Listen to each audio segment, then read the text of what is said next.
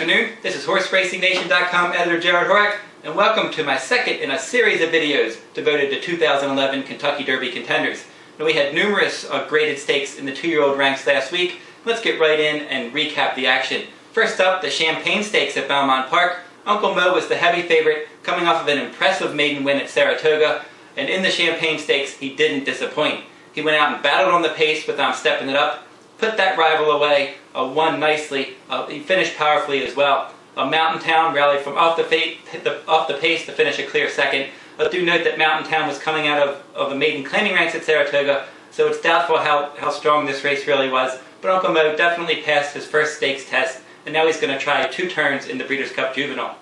Now, so far we know he's definitely fast and brilliant, has a lot of raw talent. We'll just have to see how far he really wants to go. If he's able to relax and continue to go on as distances increase, he's going to be an exciting prospect for the Kentucky Derby.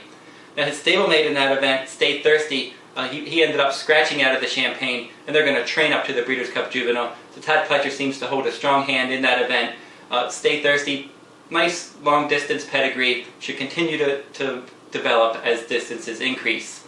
Over to the Breeders' Futurity at Keeneland, JB's Thunder ended up going wire to wire over a speed favoring surface. Now, that was his second win. He broke his maiden on the turf, so now he's handled turf and polytrack. We'll have to see if the Alstall junior trainee is going to be able to handle conventional dirt.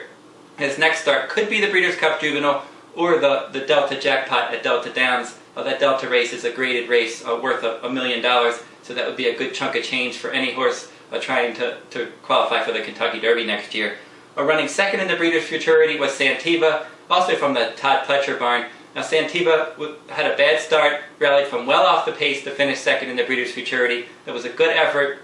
He was really running against the bias, as the track definitely favored speed that day. That's the second time he's finished behind JB's Thunder. But Santiva, still a maiden, has a lot of ability though, and I think as we get along towards this Kentucky Derby trail, I think Santiva could be heard from down the road. The Bourbon Stakes at Keeneland, that was on the turf.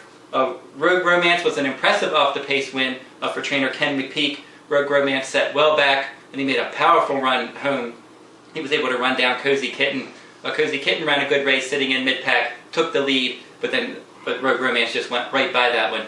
Now, it's still debatable where Rogue Romance is going to be going. Could go in the Breeders' Cup Juvenile, or could run in the Breeders' Cup Juvenile turf. We'll have to see which way Ken McPeak goes. Wouldn't be a bad idea to run him on the main track just to see what he has, if he ends up having a Kentucky Derby contender or a horse who's just a good, strong late runner on the turf.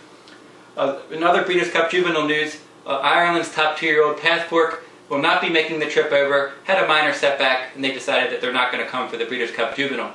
Let's go over to the fillies now and talk about their big races last week. First up was the Frizette Stakes from Belmont Park. AZ Warrior, shipping in from Southern California for trainer Bob Baffert, was a nice winner, was up on the pace, was able to win nicely and hold off the late run of Our Heat Lightning.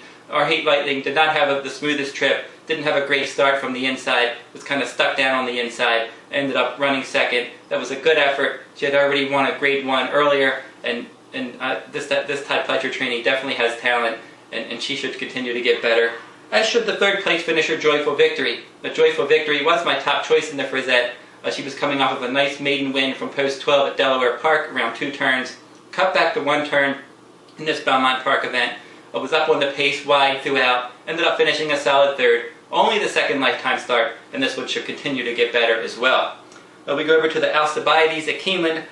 Wickedly Perfect was able to control the pace and go wire to wire, holding off Harlan's Ruby and Geordie Y.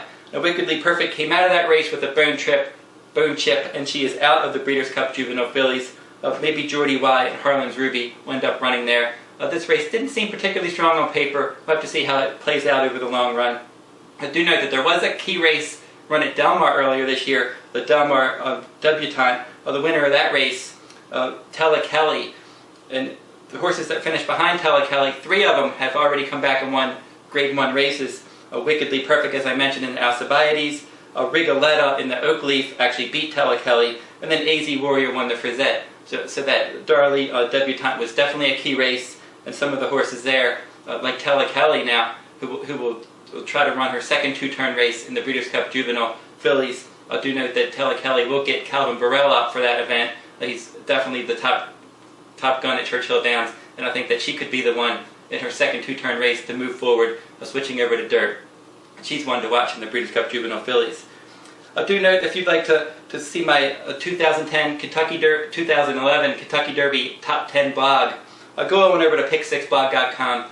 I'll have this video posted there along with my 2011 Kentucky Derby Top 10. For more 2011 Kentucky Derby news, you can look at horses, race results, and video. Go on over to horseracingnation.com. And I'll be back in a few weeks after the Breeders' Cup Juvenile is run, and I'll have my next video blog on the road to the Kentucky Derby. For horseracingnation.com editor Jared Horak, good luck at the races.